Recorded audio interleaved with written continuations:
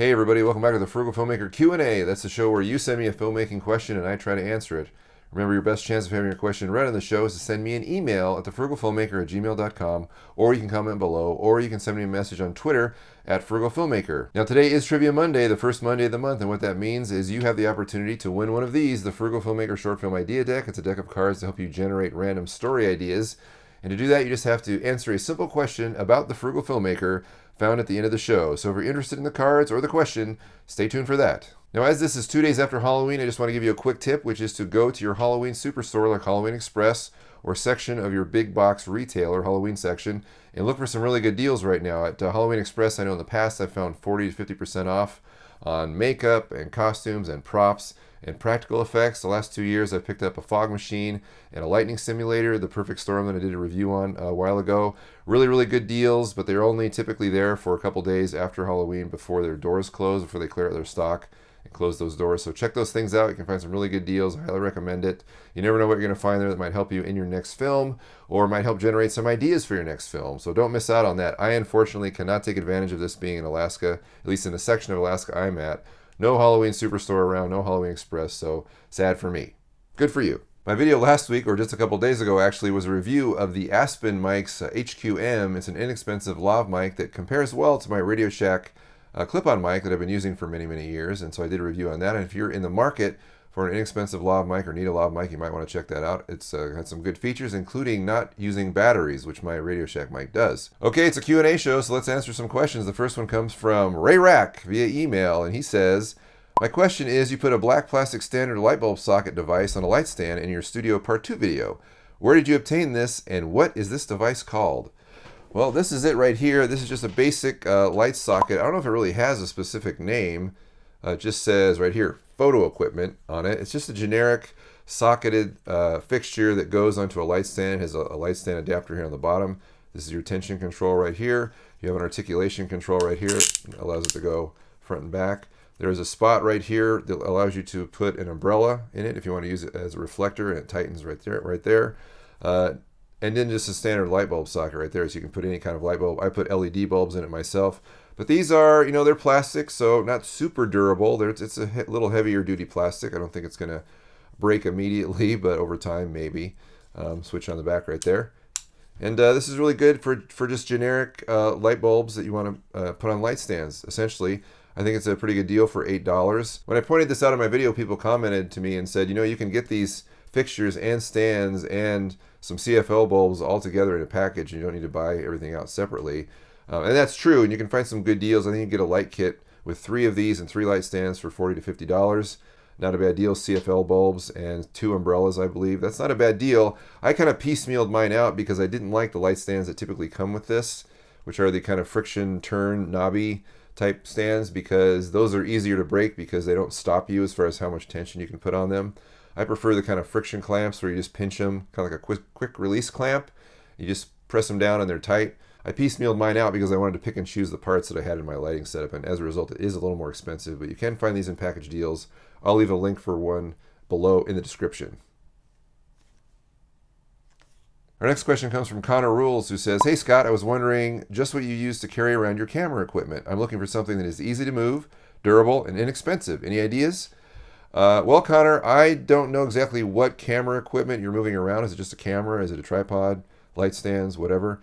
In the past, you may have seen my video about the stealth camera bag, which is where I took a little cooler and filled it full of beer koozies, or these little foam containers right here, which are useful for a lot of things, but I use them to carry around. This has batteries in it. And you can take like an empty container with no dividers and create dividers using these. But admittedly, the stealth camera bag isn't super durable because it's a little 6-pack cooler. So you might need to buy something a little more durable. I'm actually using something this was made for an LED light that I lost and had to pay for when I shot my thesis film, and now I'm using it for a lens. It's a lens bag. Put all my lenses in it. It's pretty durable, carry it around. My lenses are kind of a big investment, at least for me anyway, and so I want something a little more durable. It's some heavy-duty fabric and zippers. So you can always get a more durable camera bag. Those aren't always less expensive, though. The stealth camera bag is good. For my tripod, when I transported it to Alaska, I actually bought a tripod or light stand bag and then wrapped the tripod in bubble wrap so it would transport But that wasn't super cheap. That was $50. I also have a bunch of plastic totes that I brought with me to Alaska because I could fill them up, and they had latches on them. These are Husky totes found at Home Depot. They were about $16. And they're also good for taking light stands around. They actually fit my light stands because when I collapse these light stands that I have, they're a little bit longer than normal, and so they don't fit in the standard plastic tote that I would use to carry around everything else. So these totes were bigger. The light stands fit in them, kind of, even though I had to lay them down at an angle, and they were sort of up on one end and low on the other. But they were still handy to carry stuff around, and they were only $16, down from $20. So you might want to check those out. Again, all links in the description below for all this stuff. And if anybody else has any other ideas to help Connor about how he can transport his stuff around in a durable manner, please comment below. Our next question is from Graydon Cochran, who says, is there any frugal version of a drone or motorized dolly system that you know of? Well, the fast answer is no. I'm not too sure about the motorized dolly. I know there's a lot of those. And I've actually been kicking around the idea of making a motorized dolly. I know there are a lot of DIY ones online, but as far as a drone goes, something I've always wanted to do is just get a bunch of helium balloons and attach a camera to it and let it float away on a fishing line. The problem with a real drone is that even though the prices aren't that bad, like I've seen some that are around $300 to $400, and that's not bad, but what you really need on a drone is that motorized gimbal that'll keep the shot steady. Otherwise, it just jerks around along with the engines and everything else with the drone. Something you might want to consider that's way more frugal than buying is renting. That way you don't have to take care of the drone and maintain it and do everything else. You can just rent the equipment from a company like Borrow Lenses or Lens Rentals or something like that. If anybody else has any ideas for Graydon about a frugal drone system, please leave a comment below. It could be very helpful, and it could be something that I would want to look into as well. Be aware also that the FAA is cracking down on drone use, so you're going to have to register your drone by the end of the year, I believe, if you're going to fly it around within city limits. So be aware of that. It's becoming much more of a red tape issue thanks to people not using their drone wisely and causing all kinds of problems and accidents and stuff like that. Okay, our next question comes from YouTube, from the Home Filmmaker, who says, do you think a matte box is a good tool for filmmaking? Well, yes, a matte box is a good tool for filmmaking. How necessary is it is another question. And if you don't know what a matte box is, it's basically a big box that sits in front of your lens, typically on a rail system, that allows you to insert filters in front of the lens, like special effects filters, like star filters, or whatever kind of effects filter you can find. There's always graded filters, which change color as the filter goes, or so your shot is one color maybe on top of the frame and another color on the bottom of the frame. Usually it's used for landscapes and sunsets and things like that. Usually divided along the horizon is where the color changes. Also in the matte box are flags, which can block the sun so you don't have flaring in your lens. It is a very handy tool. It's probably not used as much in the frugal world as much as a more professional world. In fact, every professional camera you probably have ever seen on a movie set has a matte box in front of it, because they are very handy and very useful for the DP and getting specific shots and specific things that they want to do. It's just another tool in the toolbox. Lens flares are pretty in vogue these days, so you might not even need flags in front of your lens, although you can always make them individually without a matte box. I made a sunshade in the past that just was basically a big piece of plastic that fit over your lens where the flare was coming in and attached to the Frugal cage. You can look at that video if you want. You also might want to look into the Koken filter system as far as filters. It's been around for a long time, used in photography. Little filter holder screws onto the front of your lens, so you have to have lens threads in the front. Really, of course, like any other tool, boils down to how badly do you need a matte box? Is it necessary for what you're trying to shoot? Necessary for what you're trying to do? Do you have a rail system it can attach to? I've had people ask me to make a matte box system in the past. Haven't done it yet. Haven't really felt the need for one in my own shooting, but they can be handy. It just depends on what your needs are, as everything. Okay, our final question comes from Hanye Santabenyes, and I apologize if I destroyed your name there.